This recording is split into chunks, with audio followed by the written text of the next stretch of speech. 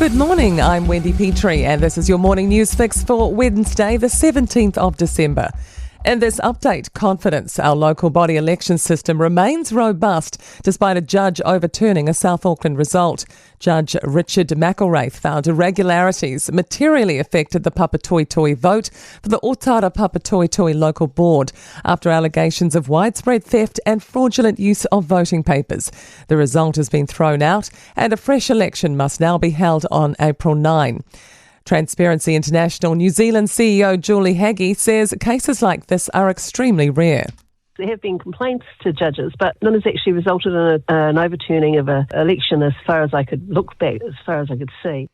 Meanwhile, legislation to overhaul electoral rules has passed 68 votes to 54. Voting enrolments will now close 13 days before Election Day, stopping same-day enrolment. It'll also become an offence to offer free food near voting places, and prisoners will also be banned from voting. Justice Minister Paul Goldsmith says they're fixing the basics.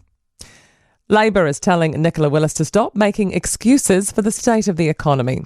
Treasury's half-year economic and fiscal update shows a bigger delay in getting the books back to black. Labor's finance and economy spokesperson Barbara Edmonds says the government has made things harder for people. She says more bad things are coming down the track. Ultimately, unemployment is forecast to get worse, growth is weaker than expected, and food prices continue to go up.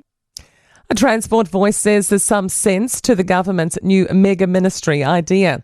It wants to abolish the Environment, Housing and Urban Development and Transport ministries and introduce a new Ministry of Cities, Environment, Regions and Transport, MCIRT.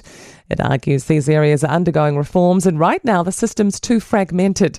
Transporting NZ Dom Kalassi says navigating across multiple agencies can carry challenges and sometimes less is more. Transport's one part of a larger ecosystem, and so taking a more unified, connected approach does make some sense.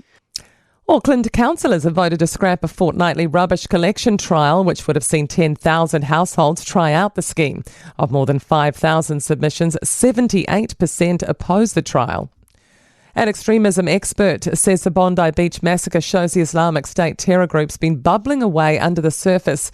Australian police are looking into why the father and son shooters thought responsible for Sunday's attack visited the Philippines last month. 15 people were killed when the gunman opened fire at a Jewish event. Counter-Extremism Project Director Hans-Jakob Schindler told Sky News ISIS structures remain in the Philippines despite government dismantling its leadership years ago. However, time, money and ideology means that any terrorism network can, of course, reconstitute if the pressure is off. To sport, and Tim Seifert has been snapped up by the Kolkata Knight Riders in the Indian Premier League auction 24 hours on from his century for the Melbourne Renegades. And Jacob Duffy was playing in the IPL for the first time after being taken by Royal Challengers Bangalore. Paris Labour Court has ordered Paris Saint-Germain to pay Kylian Mbappe the equivalent of $122 million New Zealand dollars in unpaid salaries and bonuses. And Portugal return to Formula One calendar in 2027 and 2028. I'm Wendy Petrie. That's your latest news fix. We'll be back with the next update at midday from the Newstalk ZB newsroom.